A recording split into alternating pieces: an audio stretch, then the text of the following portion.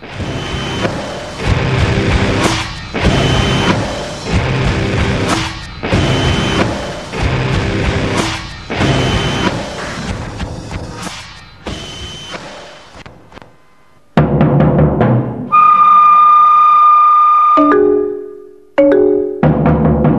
furent les années les plus noires d'Amérique latine. Quand en mars 1976, le général Videla prend le pouvoir en Argentine, tous les pays du cône sud sont déjà sous la coupe des militaires. Exécutions sommaires, tortures, disparus. Qu'ils appellent Stroessner au Paraguay ou Pinochet au Chili. Tous mènent une répression féroce au nom de la lutte contre le communisme. Comment en est-on arrivé là ? Bien sûr, l'ombre des États-Unis plane sur les dictatures latino-américaines, mais ce que l'on sait moins, c'est le rôle joué par la France dans leur genèse, et notamment en Argentine.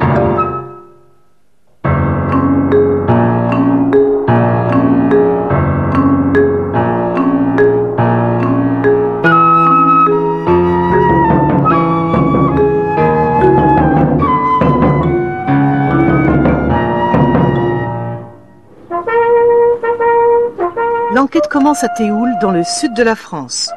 Anciens légionnaires, parachutistes, pieds noirs ou membres de l'OAS, les nostalgiques de l'Algérie française sont réunis au grand complet. 40 ans après notre déracinement, nous avons voulu rendre un hommage particulier à tous ceux des nôtres qui sont tombés pour la défense de l'Algérie française. Cette histoire... Voici le doyen du rassemblement, le colonel Lacheroy, 96 ans, qui fut condamné à mort pour sa participation au putsch des généraux d'Alger. C'est un témoin capital, car pour comprendre l'influence des Français sur les dictatures latino-américaines, il faut remonter le fil du temps et plonger dans l'histoire des guerres coloniales. Vraiment, j'avais vécu en Algérie, j'avais vécu dans tous les pays arabes. Je ne pouvais pas admettre qu'on perde l'Algérie. Tout commence pendant la guerre d'Indochine. Nommé à la tête d'un régiment en 1951, Charles Lacheroy est fasciné par l'organisation du Viet Minh, qui tient tête aux Français, pourtant plus nombreux et mieux équipés. En arrivant en Indochine, et tout de suite, ou presque tout de suite, je suis tombé sur le livre rouge de Mao Tse-tung. Je l'ai lu de bout en bout. C'est le premier devant lequel j'ai compris que ce qu'il appelait les arrières était plus fort que la troupe et qu'il fallait soigner les arrières avant de soigner la troupe. L'ennemi que j'avais devant moi en Indochine, c'était un ennemi qui était à droite pour se servir des populations. Quand vous en arrivez à un point où vous ne pouvez pas le pisser sans que votre adversaire le sache, on n'en sort plus. C'est ainsi que naît la théorie de la guerre révolutionnaire. Pour Lacheroy, le Viet Minh est un agent du communisme international qui opère sous le masque de l'indépendantisme. Son arme, l'endoctrinement des populations. Conséquence, dans la guerre révolutionnaire, il n'y a plus de ligne de front, car l'ennemi est partout. 7 mai 1954. Les Vietnamiens gagnent la bataille de Dien Bien Phu et avec elle l'indépendance. Pour les militaires français, c'est l'humiliation. Ancien résistant, le capitaine Paul Ossarès assiste à la débâcle. La défaite de Dien Bien Phu a été un choc. Une bonne majorité de militaires français trouvaient qu'il fallait tirer des leçons de cette défaite et puis éviter qu'on ait les mêmes déboires en Algérie. C'est pendant la guerre d'Algérie que l'état-major de l'armée se rallie définitivement à la théorie de la guerre révolutionnaire, encore appelée guerre subversive. Son obsession, couper le front de libération nationale de ses arrières, c'est-à-dire de la population. Pour cela, les Français innovent. 400 000 soldats sont déployés sur l'ensemble du territoire algérien. C'est la technique du quadrillage, la première application concrète de la théorie de Lacheroy.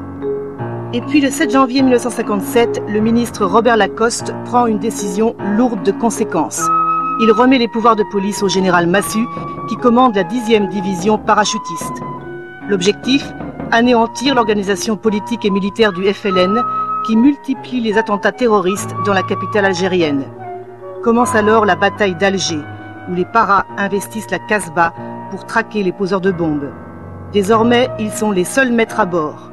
Leur chef, c'est le colonel Bijard, un ancien résistant qui a gagné ses galons en Indochine. Vous avez dit qu'au début, ce rôle de flic, ça vous plaisait pas trop. Oui, mes hommes non plus. Mes capitaines préféraient le djebel, le combat contre un homme qui se bat en face de vous, qui se bat bien, bah, tant mieux, quoi. Voilà, c'est vrai, c'était plus dans notre nature que de faire un travail de flic. On l'a fait un travail de flic rapide, quoi, à la para.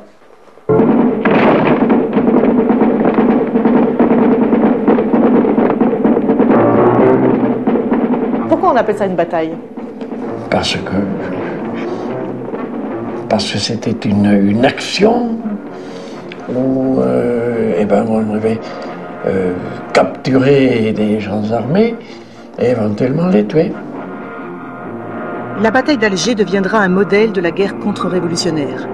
De janvier à septembre 1957, les Français inventent ou systématisent des techniques militaires qui resteront longtemps secrètes. Il n'y a pas d'image d'archives. Seul un film de fiction italo-algérien, réalisé en 1965, permet de reconstituer les méthodes de la bataille d'Alger. Boycotté par les grands réseaux de distribution, le film a été très peu vu en France. Est-ce que vous avez vu le film La bataille d'Alger? Magnifique, magnifique. C'est proche de la vérité comme on ne peut pas mieux faire et c'est remarquablement joué. Mathieu Philippe, guerre, Indochine et Algérie. Grade. Qui est pour vous le colonel Mathieu du film? Le colonel, et c'est Bijard. C'est une organisation à pyramide composée d'une série de sections. Chaque militant ne connaît de l'organisation entière que 3 membres maximum. Son responsable qui le choisit et ses 2 subordonnés qu'il a lui-même choisis. Nous devons procéder aux recherches nécessaires afin de reconstituer toute la pyramide pour arriver à l'état-major. La base de ce travail est le renseignement. La méthode est l'interrogatoire. Et l'interrogatoire devient une méthode lorsqu'il est conduit de façon à toujours obtenir une réponse. Vous pouvez démarrer par le couleur d'affiche, quel est ton chef, il faut trouver le chef. Puis après, il faut remonter les filières. Alors il y avait réunion des capitaines tous les jours à mon bureau, Chaban, Le Boudec, enfin mes 5 commandants d'unité qui étaient là tous les jours à 6 h du soir. Alors où en êtes-vous? Alors il y avait mon destinateur qui mettait les organigrammes où ça en était. Bien. C'est du bon travail. Là il y a un vide, il faudra le retrouver. Mais il n'est pas sur ma compagnie, il est sur l'autre. Ben alors je disais, autorisez votre copain à aller le prendre. Enfin voyez-vous, on allait où était le type. On nous a dit il faut briser la capacité du FLN à commettre des attentats. Et pour ça, il faut avoir les renseignements à tout prix, à tout prix. Et pour vous, ça voulait dire éventuellement l'usage de la torture? Quelle question, y compris la torture. J'avais donné des ordres en disant mes hommes, vous agirez à bloc contre les vrais poseurs de bombes, et si ça vous sont les bombes, interrogez-les durement. Pas question de leur crever un œil ni d'en couper les oreilles, mais ce qu'on a appelé la gégène, quoi. Que je ne pourrais pas faire, mais mes subordonnés l'ont fait. Et je découvrais, j'ai dit, le responsable du régiment, c'est moi.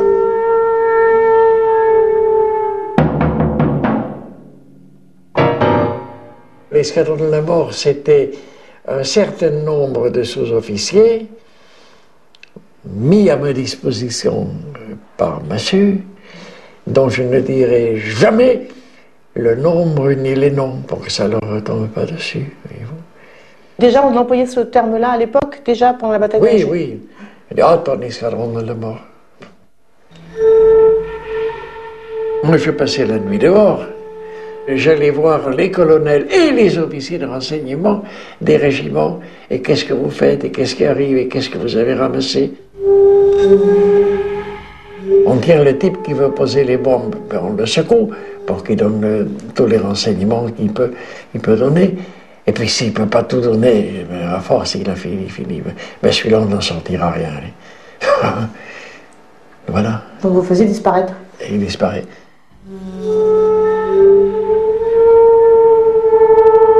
Cette technique de disparition, vous confirmez qu'elle est inaugurée là-bas pendant la bataille d'Alger?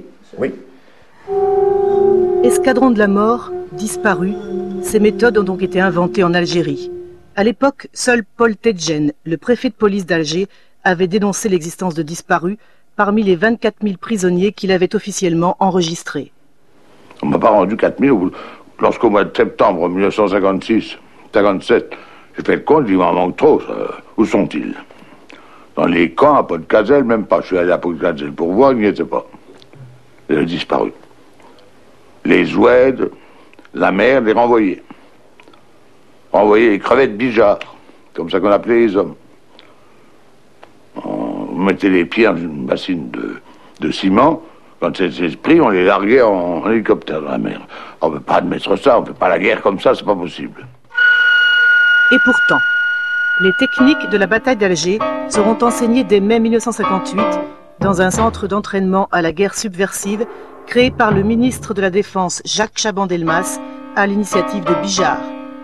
Viendront s'y former des officiers français, mais aussi portugais ou israéliens. La bataille d'Alger aura aussi son manuel. Intitulé « La guerre moderne », il a été rédigé par le colonel Trinquier, le chef du commandant au Sarès.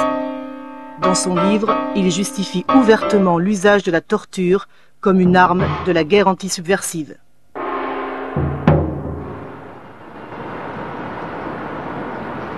C'est à l'école de guerre de Paris que s'effectue principalement la transmission. Les premiers émules sont argentins. Parmi eux, le général López Offranc, qui participera au coup d'État de 1976. En 1957, López Offranc est sélectionné par l'état-major argentin pour s'initier à ce qu'on appelle désormais la doctrine française, avec à la clé un stage pratique d'1 mois en Algérie. Los profesores tocaban siempre el tema de la guerra revolucionaria, que era una cosa totalmente nueva para nosotros, ¿no? En Sudamérica no se había vivido esos episodios, había otro tipo de luchas políticas, digamos así, a veces violentas, pero no de la organización así del tipo subversivo, sino conocíamos la importancia de la población en este tipo de guerra. Nosotros habíamos pensado siempre en la guerra clásica, en el infante con el fusil, el shah, el tanque, el cañón, pero no habíamos pensado en el hombre armado de un cuchillo o armado de una soga para estrangular a alguien. Así que se aprendió, con la sangre se aprenden muchas cosas.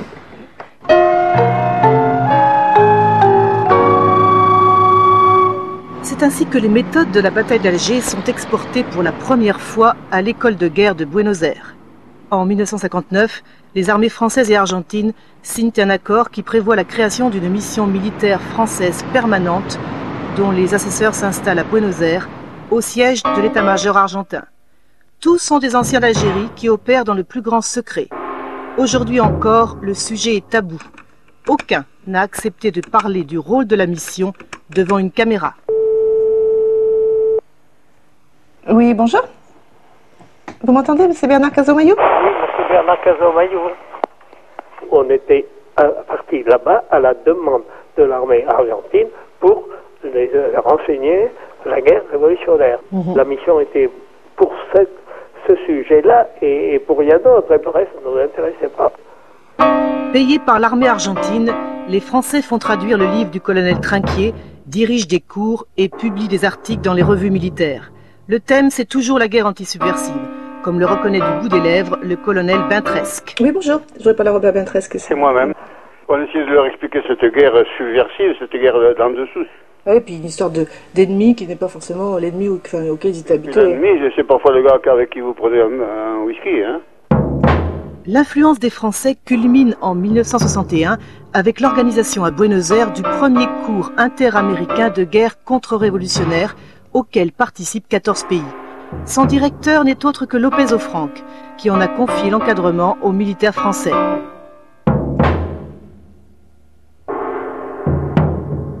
¿Eran oficiales de todo el continente? De todo el continente, inclusive norteamericanos. Todo el continente americano, norte y sur, todos estuvieron en la Escuela de Guerra Nuestra. Yo fui el director del curso y Bintresque especialmente fue un colaborador muy directo conmigo. Est-ce que vous aviez participé? Un rôle que le colonel Bintresque a toujours du mal à assumer aujourd'hui. C'était uniquement argentin. Hein. Disons qu'ils ont utilisé nos cours pour faire les leurs. Que eso provocó un cierto celo de parte de los Estados Unidos. Claro, claro, los Estados Unidos quería que se fueran los franceses. No quería que estuvieran los franceses, ellos no sabían nada de guerra revolucionaria. Estaban aprendiendo junto con nosotros. Dans un courrier adressé au ministre des Affaires étrangères, l'ambassadeur Blanquet du Chayla confirme la jalousie des Américains.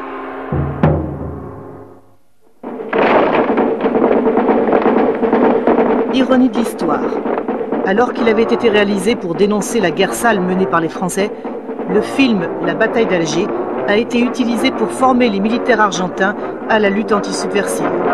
Qui a fourni la copie du film? Mystère. Alors, tu pouvais pas te décider, sans faire tant d'histoire? Ça aurait été mieux pour toi. Hannibal et Julio étaient cadets dans la marine argentine quand on leur présente le film en 1967. 5 ans plus tard, les 2 officiers seront emprisonnés, puis limogés de l'armée pour avoir dénoncé l'usage de la torture.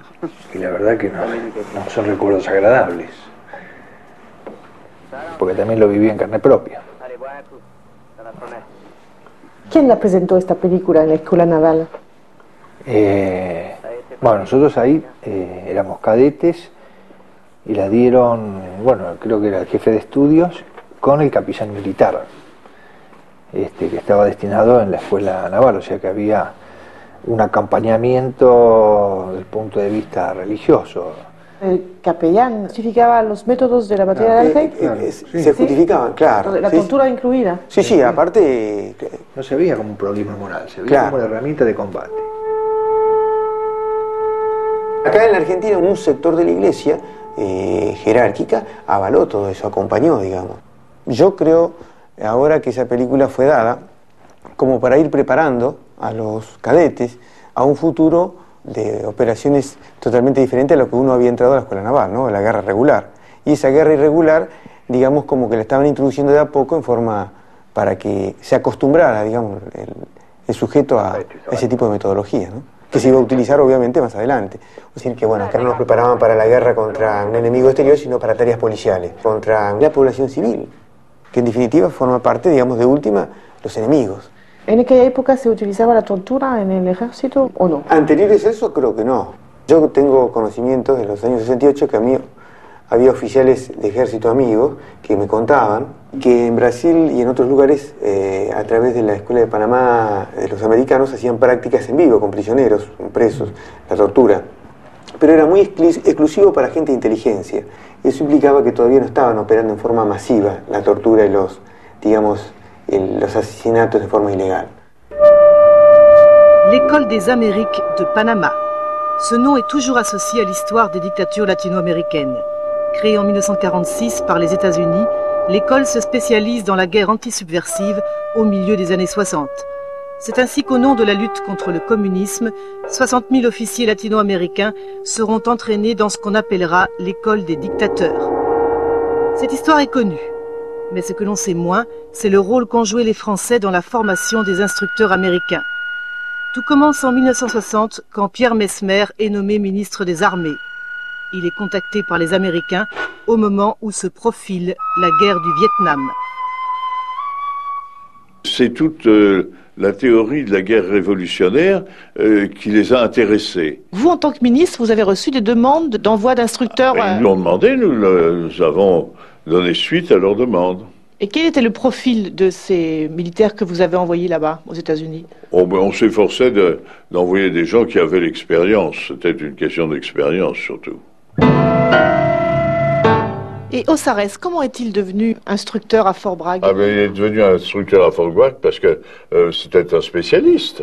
Quand les Américains ont demandé des conseillers techniques, je suppose que l'état-major de l'armée a dû prendre ses listes et désigner des hommes qui avaient appartenu aux états-majors en Algérie, et en particulier qui avaient eu ces missions d'interrogation des prisonniers, etc.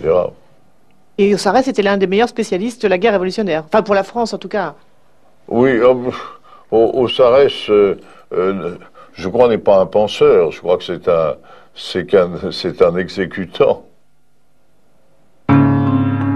1961, le commandant Ossares est nommé auprès de l'attaché militaire de l'ambassade de France à Washington, dont dépendent 10 officiers de liaison. Tous sont des anciens d'Algérie, répartis dans les différentes écoles militaires américaines. Ossares, lui, rejoint Fort Bragg, le siège des forces spéciales qui interviendront massivement au Vietnam. Qu'est-ce que vous avez donc enseigné là-bas? Eh bien, j'ai enseigné les conditions dans lesquelles j'ai fait un travail qui n'était pas celui que fait normalement une armée classique. En clair, vous avez enseigné les techniques de la bataille d'Alger. C'est ça. C'est-à-dire voilà. Aussi bien les arrestations, le renseignement, la torture, tout ça. Tout ça. Direction les États-Unis. Le général Jones et le colonel Bernhardt sont deux anciens élèves d'Ossares à Fort Bragg. Vétérans de la guerre du Vietnam, ils militent aujourd'hui contre l'usage de la torture. Ils confirment qu'au début des années 60, ils n'avaient jamais entendu parler de guerre antisubversive. At that time, you considered that French had more experiences in counterinsurgency, for instance, than American people? Oh, there's no question about it. We had no experience in this. We called in people from France. We read their books. We read the experiences there to try to learn as much as possible. What kind of books, for instance, did you read? The Tronquier's book. Now, we got Tronquier's La Guerre Moderne. We got this at Fort Bragg in 1961 in draft. And Paul Ossares, it was sent to him. He had worked for Tronquier. And we went over it in detail. And I was one of the folk who explained what later became the Phoenix program. We drew it from that book. We sent it up to Bob Comer, who was in the White House at the time. Robert Comer. Cet agent de la CIA est nommé à la tête du bureau de Saigon en 1967. Dirigeant une unité d'escadron de la mort, il est chargé d'éliminer les réseaux du Viet Cong dans la population vietnamienne. Une guerre très sale, baptisée Opération Phoenix. The same sort of thing, the Battle of Alger. And the result were, tragic is a gentle term. Now, the numbers that are used, evidently 20,000 people were killed, yes. Civilians? Yes. Did Paul Ossares speak about his role in the Battle of Alger? What Paul was doing at Fort Bragg with us was underlining, trying to make us understand the critical aspects of intelligence, how we had acquired it, and then how we applied ourselves to exploiting the intelligence we had. Well, he explained torture. They would take a captive. Generally, they were able to persuade each of these people. Most of them spoke. Those who didn't, they put in enough pain and mortal pain that most of them spoke. And then to have one prisoner watching another one being tortured and realize he was next often made him willing to talk. The additional part of this was, what do you do with these people after they have been tortured? Authorized answer to this was that they were executed. La plupart des élèves que vous avez eus sont partis ensuite au Vietnam. Ah ben, ils sont partis, sont allés au travail. Et au Vietnam. Et j'en ai retrouvé, quand j'ai été attaché militaire au Brésil après coup, j'ai retrouvé des généraux qui m'ont dit « Mais on vous a eu comme instructeur à Fort Bragg ». C'était en quelle année que vous étiez au Brésil, général? 73. Mais le Brésil, c'était une junte militaire qui était au pouvoir. C'est ça, oui, c'était une dictature militaire. Et ça avait bardé. Vous étiez en rapport avec les militaires brésiliens, évidemment. Comment? Très étroit, très étroit. C'était l'année où il y avait eu la chute d'Allende.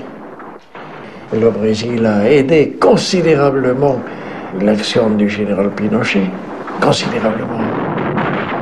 Chilenas y chilenos que me escucháis. 11 septembre 1973, coup d'État au Chili. le général Pinochet renverse le gouvernement socialiste du président Allende. La répression s'abat sur la gauche chilienne.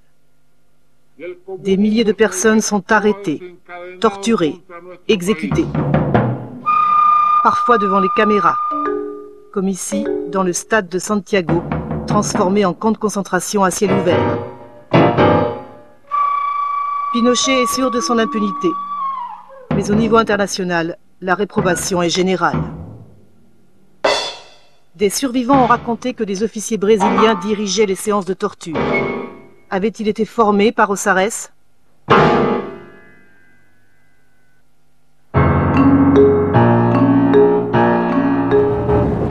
Déclaré sénile, Pinochet était à l'abri des poursuites judiciaires. Et injoignable. Reste son bras droit, le général Manuel Contreras, l'ex-chef de la DINA, la police politique de la dictature. Son avocat accepte d'organiser une rencontre. Il ne sait pas que le trajet est filmé en caméra cachée. La cadena llega a Pinochet. Claro, la cadena llega a Pinochet, a la Junta de Gobierno. ¿Y por qué tú piensas que nunca le va a pasar algo a Pinochet? Porque Pinochet fue declarado interdicto de mente. Por nada más que por eso. Claro, entonces es inimputable. Inimputable. ¿Pinochet de verdad está mal de la cabeza o no? No, está bien de la cabeza. Sí. Eso lo dice afuera así, pero... Poursuivi par la justice chilienne, le général Contreras est en détention provisoire dans cette base militaire, d'où partit le coup d'État de 1973. Autant dire qu'il est en famille. Entouré de ses gardes du corps et de son équipe médicale, l'homme de confiance de Pinochet parle d'emblée de ses références françaises. Nosotros éramos admiradores de la OAS dentro del ejército. Ah, sí. Claro, porque, bueno, por la actitud, digamos, valiente y combativa que tenían. Éramos admiradores de la OAS. No sé si usted conoció a un general francés que se llama Ossarès. No lo conocí, pero también él estuvo entrenando chileno en Brasil. Ah, sí, Ossarès. Yo mandé a Brasil unos contingentes oficiales cada 2 meses y él también los entrenó. Trabajaba en la Escuela de Inteligencia de Brasilia. De ahí los trasladaban a ciertos ejercicios a Manaus. Y Manaus era un centro de entrenamiento muy importante para medio, todos los países del Cono Sur, ¿verdad? No era muy agradable para los que iban de Chile o de los países de Argentina porque el clima de Manaus es muy malo. Así que...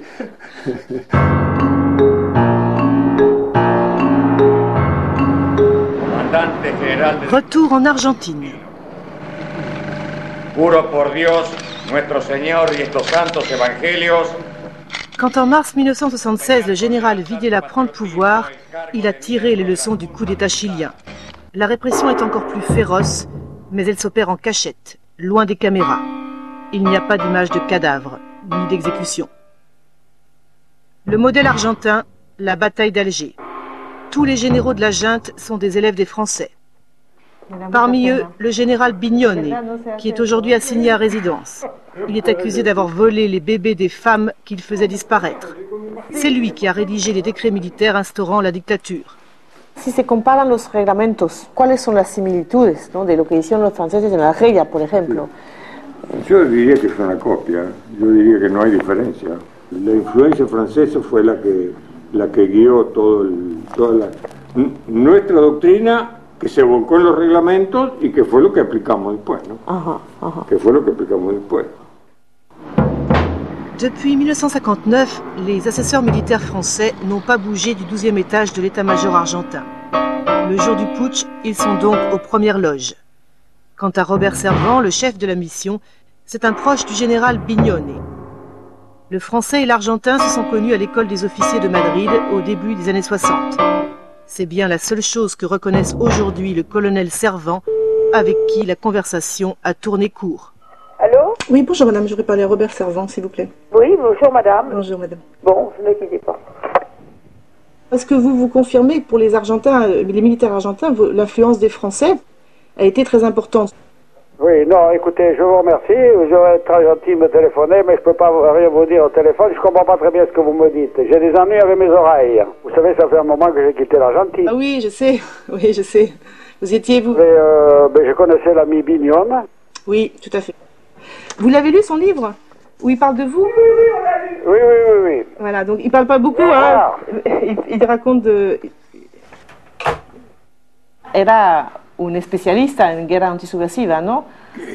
Robert Servan. Sí, claro. Ya sabía mucho. Sí. Dictaba conferencias. Sí, en la escuela de guerra, fundamentalmente en la escuela de guerra. Y si no, donde lo llamaban. Y evacuaban consultas que hacíamos el Estado Mayor nuestro, que le hacía consultas, le pedía trabajos. Bueno, no, para algo estaban acá. Claro. No cobraban el sueldo de gusto, no, lo hacíamos trabajar. Quant à Michel Lénoré, l'adjoint du colonel Servan, il nie tout en bloc. Écoutez, madame, il y a déjà pas mal de gens qui tournent autour de cette histoire. J'irais pour employer des mots dont on n'a peut-être plus tellement l'usage à l'heure actuelle, mais c'est notre honneur, quelquefois, que l'on met en doute. Je comprends. Et c'est notre honneur que l'on met en cause. Oui, je comprends. Si vous êtes là pour faire un bouquin sur la guerre subversive, en Argentine en particulier, je peux vous dire que pour ce qui est de la mission française en Argentine, entre l'époque où j'étais, c'est-à-dire 75 et 77, vous perdez votre temps, parce qu'on n'a strictement rien eu à voir avec la chose. Écoutez, moi j'ai tous les documents du chat, je peux vous dire, tous les rapports de l'activité de la mission, envoyés par le colonel Jean-Claude Le Guen à son ministère de tutelle, sur les conférences qui sont faites sur la campagne d'Indochine et d'Algérie, avec des questions posées par les élèves pendant 3 heures, j'ai tout ça. Malheureusement, comme je vous disais, c'est pas mauvaise volonté de ma part, mais je n'ai vraiment rien à vous raconter sur la chose. D'accord. Bon. Voilà, madame. Je vous remercie, monsieur. L'influence des Français pendant la dictature est pourtant confirmée par 2 témoins de premier rang. Le général Arguindegui, ministre de l'Intérieur, et le général Díaz Pessonné, ministre de l'Équipement. Chef du 2e corps d'armée, Díaz Pessonné était responsable des camps de concentration du nord-est de l'Argentine. Aujourd'hui, le juge espagnol Garzón a demandé son extradition. Quant au général Arguindegui, il est aussi sous le coup d'un mandat d'arrêt international. Il est accusé d'avoir dirigé la disparition et l'extorsion de dizaines de victimes. Pour l'heure, les 2 généraux sont à l'abri dans leur pays grâce à une loi d'amnistie. C'est la première fois qu'ils parlent devant une caméra des méthodes de la dictature argentine et de l'influence des Français. La primer arma, el primer ejército para la lucha contra una agresión revolucionaria, subversiva, guerrillera, es un buen aparato de inteligencia. Y esto fue una de las enseñanzas que nos transmitieron los franceses de su experiencia en Argelia. Sí, se aprendió de los franceses porque acá tenía gran importancia, pero una cosa es hacer inteligencia sobre tropas, sobre enemigo real, uniforme, bandera, ideología de otro país, y otro es con el enemigo embosado del elemento terrorista, subversivo, que actúa diseminado entre la población y demás. Están en todos los lugares, están atendiendo un comercio, están asistiendo a clases en la universidad o en colegios, están enseñando como profesores, puede ser un médico, un abogado, un ingeniero, un trabajador, un obrero. Otra cosa que fue muy importante de los franceses fue la cuadriculación territorial, ¿no? Claro, es la organización, la compartimentación del territorio en zona, eso es doctrina francesa. La creación, lo que se llama comandos especiales en Argelia, que son escuadrones de la muerte. No, bueno, eso acá no se dio. Pero comandos que entran en las casas y... Se tuvo como método de trabajo que el ejército mismo hacía, las Fuerzas Armadas hacían operaciones de ese tipo, sin que existieran fuerzas especiales, sino que cada área de responsabilidad, cada zona, cada subzona, tenía la gente con la cual accionaba, entrando a las casas, haciendo los allanamientos, deteniendo, y de ahí pasaban a centros de detención donde se hacían los interrogatorios.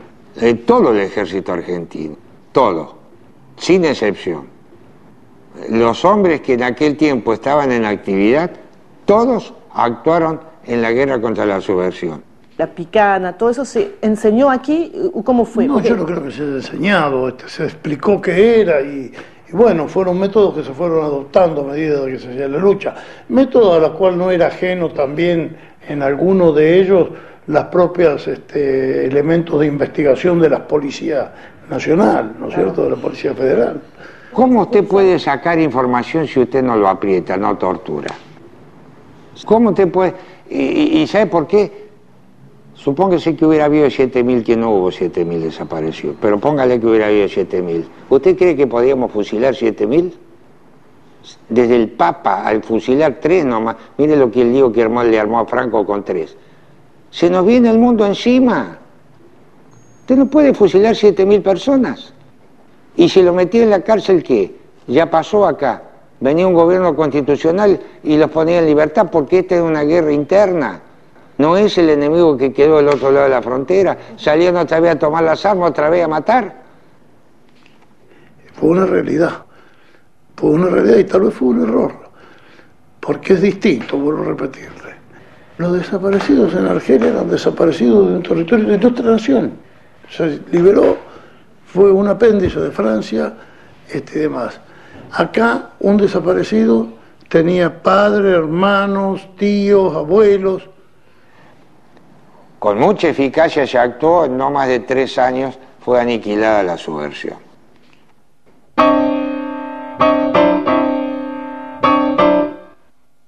D'après les organisations des droits de l'homme, 30 000 personnes ont disparu en Argentine de 1976 à 1982. Voici l'un des hauts lieux de la répression, l'ESMA, l'école mécanique de la marine. C'est ici que l'amiral Massera, l'un des chefs de la junte, installa une véritable usine de la mort où disparurent au moins 4000 personnes. On sait aujourd'hui que la plupart furent jetées vivantes à la mer après avoir été torturées. C'étaient les vols de la mort, appelés pudiquement des transferts, les crevettes Bijard érigées en système, ainsi que le raconte un rescapé de l'ESMA.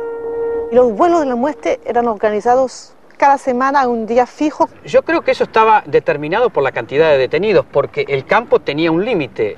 No podía haber ahí más de 100 personas. Entonces, cuando se llegaba al cupo, se aceleraban los traslados. Entonces, bueno, normalmente había un día fijo, que eran los miércoles, que eran los días de traslado. Pero a veces, por la cantidad de detenidos eran más, a veces había 2 traslados por semana, concretamente. Étudiant en sociologie, Juan fut kidnappé, sauvagement torturé, puis maintenu prisonnier à l'ESMA pendant 2 ans. Quant à sa femme, elle fait partie des disparus de l'école mécanique de la marine, où régnait en maître absolu le capitaine Acosta, alias El Tigre. Acosta era el jefe de inteligencia, una especie de loco que vivía sus 24 horas del día ahí adentro, concretamente, no salía para nada y estaba totalmente obsesionado con dirigir la vida de sus oficiales y también administrar el campo de concentración. Él decía que el nombre de guerra, el Tigre, le había sido puesto por el oficial de inteligencia francés que había sido su maestro en la lucha antisubversiva. Aujourd'hui, Acosta est en détention provisoire. Il est accusé d'avoir volé les bébés des femmes qu'il torturait à mort. Impossible de l'interviewer en prison, la marine a refusé. Dommage. C'était l'occasion de l'interroger sur la disparition de 2 religieuses françaises, Alice Daumont et Léonie Duquet, qui furent kidnappées en 1977. L'affaire avait provoqué une vive émotion en France. C'est en recherchant des témoins que la piste française repart. Rosario Cerruti est une mère de disparus qui militait à l'association des mères de la place de Mai. Le 8 décembre 1977, une réunion se tient dans l'église Santa Cruz de Buenos Aires quand débarque un commando de l'ESMA. 11 personnes sont enlevées, dont la religieuse Alice Daumont. Par miracle, Rosario échappe à la rafle. A mí me llamó la atención, en la puerta de la parroquia había un hombre, rengo, caminaba desde la esquina hasta donde estábamos nosotros y se volvía. Fui citada por el cónsul francés para hablar sobre el secuestro de las monjas. Yo le conté este hombre que me llamó la atención. Me extrañó que el cónsul me dice, este señor caminaba así.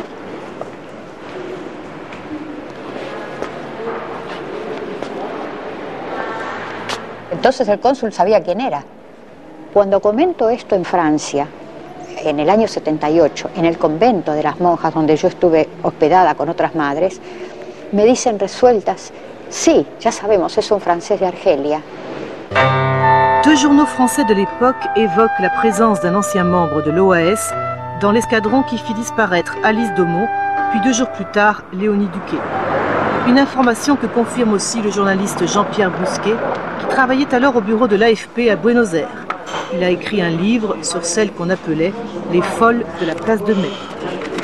Dans l'équipe qui a procédé à l'enlèvement des gens de la Santa Cruz, il y avait un Français, je l'ai eu de plusieurs sources, boiteux, en surcroît, ce qui n'est pas étonnant parce qu'il y en avait quand même pas mal qui collaboraient avec les forces de répression, notamment pas mal d'anciens de l'OAS. Il y en a beaucoup qui avaient été amenés en Argentine avant le coup d'État par López Rega. Donc sa garde rapprochée était faite essentiellement d'anciens de l'OAS d'Oran, des commandos Delta de l'OAS.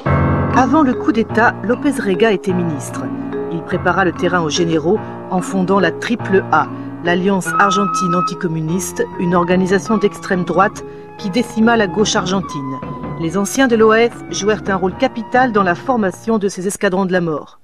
Le vice-consul qui suivait de près justement un peu ces groupes, ces anciens d'Algérie, d'OAS, parce que lui-même avait eu pas mal de connaissances dans ces milieux-là, m'avait bien dit qu'effectivement le boiteux qui était à l'église devait vraisemblablement être un des anciens de l'OAS.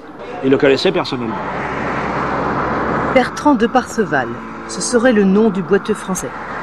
À la fin de la guerre d'Algérie, il s'est réfugié en Argentine comme un certain nombre de chefs de l'OAS qui échappèrent à la justice française grâce à la complicité de réseaux internationaux. Ma compagnie était basée dans les sous-sols de la mairie d'Alger, ici. Parmi eux, Nicole Bézineau, condamné à la peine capitale pour sa participation au commando Delta, les escadrons de la mort de l'OAS. Comme son père, le général Gardy, patron de la Légion étrangère, ou son mari Michel Bézineau, qui prit part au putsch d'Alger. La bataille d'Alger, vous étiez? Ah oui, on a bien rigolé. Curieuse coïncidence. Au moment où les militaires français forment les Argentins à la lutte antisubversive, les chefs de l'OAS sont accueillis à bras ouverts par le gouvernement de Buenos Aires. C'est un pays assez extraordinaire. Nicole était sous un faux nom pendant 8 ou 10 ans. Ils nous ont donné des cartes d'identité sous nos faux noms. Sans problème. Des permis de conduire, des comptes en banque, des propriétés, sous des noms dont ils savaient, eux savaient qu'ils étaient faux. On le connaît un peu, Bertrand de Perceval. Quant au boiteux français, il aurait quitté l'Argentine il y a 3 ans pour s'installer à Bangkok. C'est lors d'un passage dans le sud de la France que la rencontre a enfin lieu. Face d'ange. C'était son surnom dans les commandos Delta de l'OAS.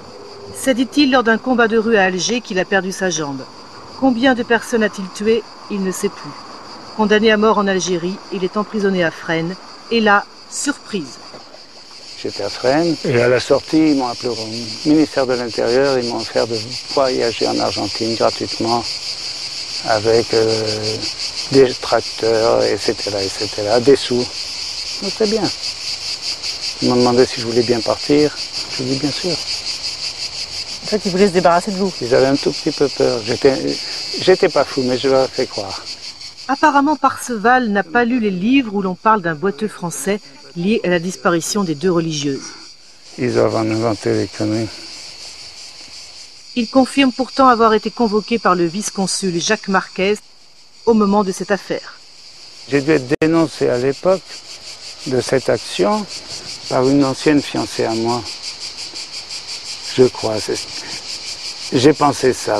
Elle vous aurait dénoncé à l'ambassade? À l'ambassade, pour, ouais. Pour vous embêter? Par méchanceté, par bêtise. Cerruti, qui est Cerruti? C'est l'une des témoins. Ce serait donc cette femme qui, de bonne foi, n'a pas parlé de moi, mais d'un cojo. Un cojo. Et là, le comte de Marquez a pensé que c'était moi. Voilà. Et pourquoi il a pensé à vous, d'après vous? Ancien de l'Ouest et boiteux. Et donc après, ils vous ont convoqué? Il m'a convoqué, il m'a parlé gentiment au début. Et puis après, il m'a menacé de me faire parler, de m'emmener dans un coin où je ne pourrais plus protéger mes petits copains parce que je serais obligé de parler. Je lui ai dit, ça va pas la tête. Je suis parti, ils m'ont photographié en bas et puis 2 jours après, ils m'ont téléphoné en me disant que c'était fini. Parseval affirme qu'il n'a rien à voir avec l'affaire des religieuses françaises. Ce qui est sûr, c'est qu'en Argentine, les anciens de l'OAS avaient suivi l'histoire de très près. Et notamment Hervé Faure, qui vit à Buenos Aires depuis 40 ans et qui soutient mordicus son copain Bertrand. Il y avait peut-être un mec qui boitait et qui était français, mais c'était pas Bertrand. Il a été inquiété avec ça, alors. Un peu. Le connard de Marquez, il est... Je dis, on a été obligé de mettre le voilà pour qu'il ferme un peu sa gueule. Bertrand, il ne sait même pas, je crois. Il n'est pas au courant. Il doit être au courant, mais il ne sait même pas ce qu'on a fait, ce qu'on n'a pas fait. Est-ce à cause des menaces que l'affaire n'a jamais été vraiment élucidée? Il est possible aussi que l'enquête du vice-consul n'ait pas été encouragée par sa hiérarchie. Car si officiellement le gouvernement français dénonce les abus de la dictature, sur place à Buenos Aires, l'ambassade adopte une position pour le moins ambiguë. Lorsqu'il y a eu l'enlèvement des 2 religieuses françaises, la consigne de l'ambassade c'était bon, on fait pas de bruit, on va essayer de régler ça en douceur. Moyennant quoi, ça s'est pas réglé. Et l'assesseur militaire auprès de l'ambassade de France? L'assesseur militaire auprès de l'ambassade de France, le colonel Le Guen, lui, quand il est parti, parce que sa mission était terminée, il a été reçu à l'état-major et il a fait une déclaration en disant qu'il se sentait totalement solidaire des militaires argentins et que dans les mêmes circonstances, il aurait fait la même chose. Ma dépêche a été très très mal prise à l'ambassade. L'ambassadeur était très mécontent. Bon, à l'époque, c'était Destremo qui ne rêvait que de faire venir Giscard en Argentine, de le faire inviter par les militaires argentins. Donc, tout ce qui pouvait nuire aux bonnes relations était malvenu. Jusqu'où est allé le double langage de la France? Le général Arguindegui, ministre de l'Intérieur de la dictature, accepte de répondre à cette question théoriquement hors caméra. Sa réponse est stupéfiante. Entre nosotros, yo tengo la impresión que el gobierno francés de aquella época, yo hablo del proceso, ¿no? Sí. Apoyaba mucho a lo que estaban haciendo ustedes. Sí. Es decir, yo le diría así, Francia, a nivel de los gobernantes, el máximo nivel de conducción nos apoyaba, pero en la ejecución abajo, contra los derechos humanos ha sido muy difícil, y contra la opinión pública. El mundo está lleno de hombres proclives a tener una idea progresista, un centro izquierda, socialista. Pero los ministros, lo que me contó de Poniatowski, ¿cómo fue exactamente, para lo que yo sepa, cómo fue lo de Poniatowski, que era ministro de Interior como usted? Poniatowski se apareció acá en Buenos Aires y vino con cartas prácticamente con cartas credenciales, digamos, de que venía en el nombre del ejército francés para establecer relación coordinada, para intercambiar información, y yo hemos intercambiado. En la lucha antisubversiva. En el momento de la lucha antisubversiva. La collaboration de la France avec la dictature argentine n'était donc pas que militaire, elle était aussi politique. Qu'en est-il du Chili? En fait, c'est le général Contreras qui aborde lui-même le sujet. Et ce qu'il dit est trop précis pour être une fanfaronnade.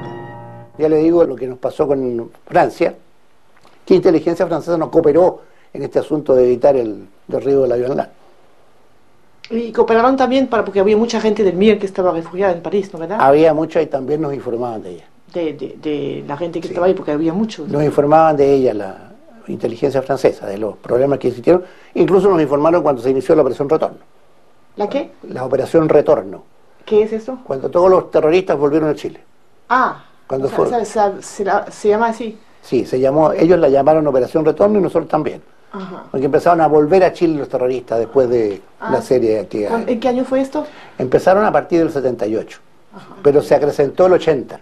Entonces la policía francesa o la DST o la DGS, que son los... La DST es la que más cooperó. La más cooperó. Sí. Bueno, diciendo lo que sabía porque... Sí, ella enviaba la información que tenían al respecto de cómo iban embarcándose hacia Chile estos individuos. La mayor parte con documentos falsos. Nosotros contactamos a 37 servicios de inteligencia del mundo. Tuvimos contacto permanente. Y, por ejemplo, entre los más importantes eran los sudamericanos para nosotros. Teníamos contacto con todos los países sudamericanos de inteligencia. Derrière les contacts dont parle Contreras cache en fait une organisation criminelle internationale qu'il a lui-même créée en 1975. Son nom de code, Opération Condor, ainsi que le prouvent des documents secrets américains récemment déclassifiés. Regroupant 6 dictatures du cône sud, elle s'inspire du modèle d'Interpol avec une spécialité, la lutte contre la subversion. Désormais, la répression est coordonnée par une agence centrale du renseignement qui permet de traquer les opposants d'un pays à l'autre en toute impunité. Les méthodes de la bataille d'Alger appliquées à l'échelle d'un sous-continent. Une histoire illustre cette mécanique infernale, celle du franco-chilien Jean-Yves Claudet Fernandez. Arrêté lors du coup d'État de Pinochet, l'ingénieur est libéré grâce à sa nationalité française. À Paris, il rejoint les réseaux de résistance à la dictature chilienne. Le 30 octobre 1975, il s'envole de l'aéroport de Roissy à destination de Buenos Aires. Le lendemain matin, il est kidnappé à son hôtel par un commando argentin et disparaît à jamais.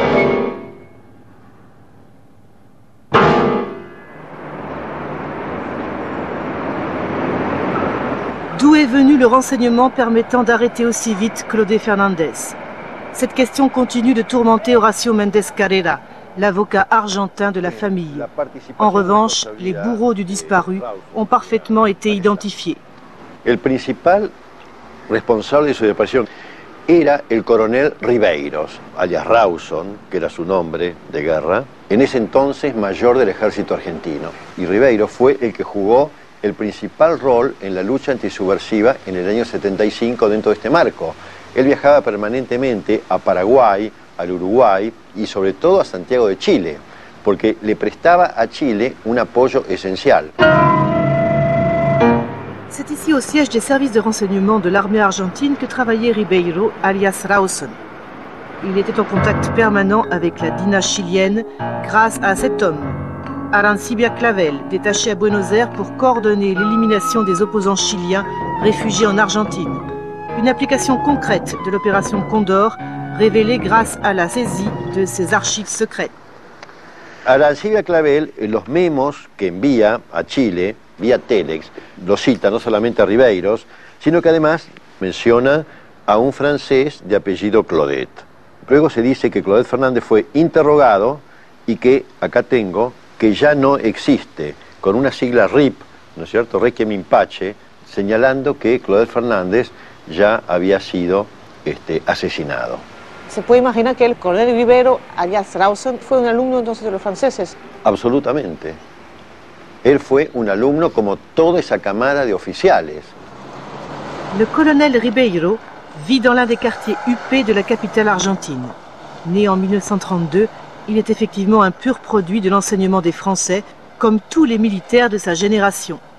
Malheureusement, Ribeiro, alias Rawson, refuse d'ouvrir sa porte. Sí, hola. Soy de Francia, quisiera hablar con el coronel Ribeiro, por favor. ¿Quién es? Yo estoy haciendo un trabajo histórico sobre la historia de la lucha antisubversiva desde Indochina hasta hoy. Pero no quiere que nos veamos un momentico, porque eso no... No, le agradezco, no, vea, es un tema para mí terminado, es un tema desgraciado.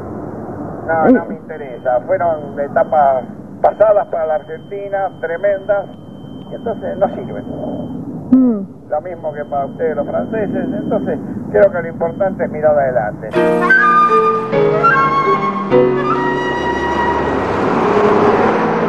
Santiago du Chili. Monica González est une journaliste spécialiste du plan Condor. Jusqu'en 1978, elle était réfugiée à Paris. Depuis, elle accumule témoignages et documents. C'est elle qui a découvert les archives d'Arancibia Clavel en fouillant dans une annexe d'un tribunal de Buenos Aires. Et là, surprise.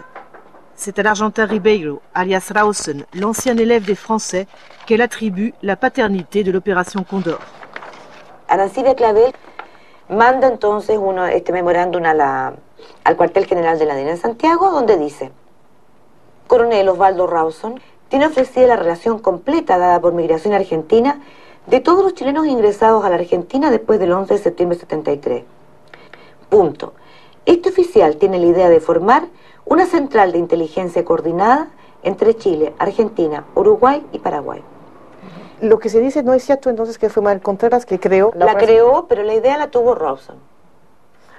Aparecen extranjeros colaborando con la Operación Condor. Sí, y yo creo que representa uno de los aspectos quizás más secretos de la Operación Cóndor. La DINA en un momento dado obtiene como brazo armado a un grupo terrorista internacional que está formado por un grupo italiano, encabezado por el terrorista nacionalista italiano Stefano Della Chiave. A este grupo terrorista italiano se suma un famoso terrorista francés, Albert Spagliari de la OAS, y Michael Towle, que es un ciudadano norteamericano que se convierte en agente de la DINA.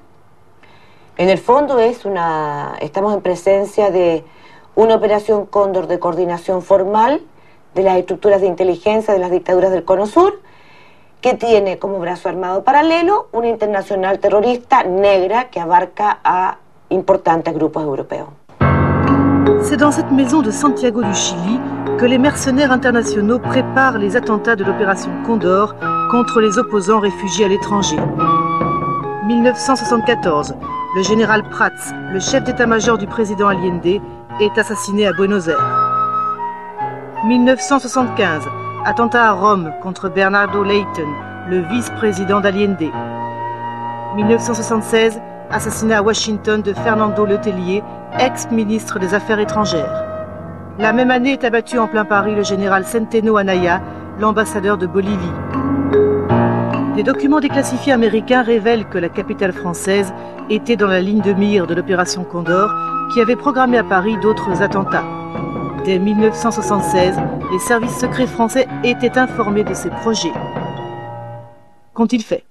¿Y usted piensa entonces que el gobierno francés de aquella época colaboró con la Operación Cóndor? No lo sé. Lo único que yo sé y que yo puedo decir es que yo personalmente fui detenida en Francia. Se me detuvo en el aeropuerto, esperando la llegada de un avión de Chile. Fue bastante violento porque me llevaron vendada a un lugar que yo nunca supe, que era un subterráneo, donde solamente lo único que recuerdo es que una de las personas que me interrogaba le faltaba una mano. Era violento, en ningún momento me golpearon, pero nunca me dieron ni siquiera un vaso de agua, ni tampoco algo de alimento.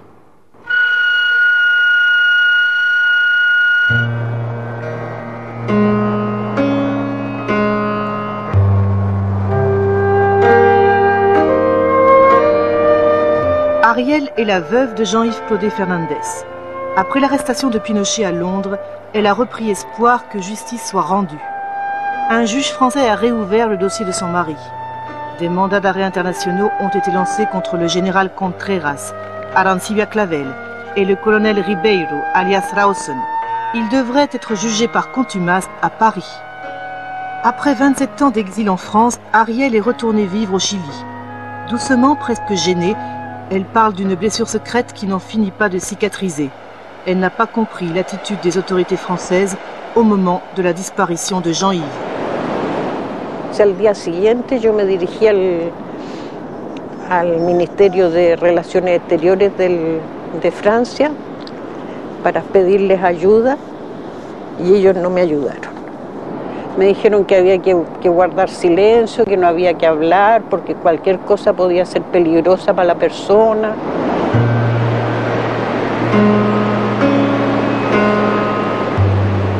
¿Usted se puso en contacto, por ejemplo, con la embajada francesa en Buenos Aires? Sí. ¿Estuvo ahí o viajó o no? No, yo no viajé. ¿Llamó? Llamé. ¿Y qué? Y no pasó nada. No pasó absolutamente nada.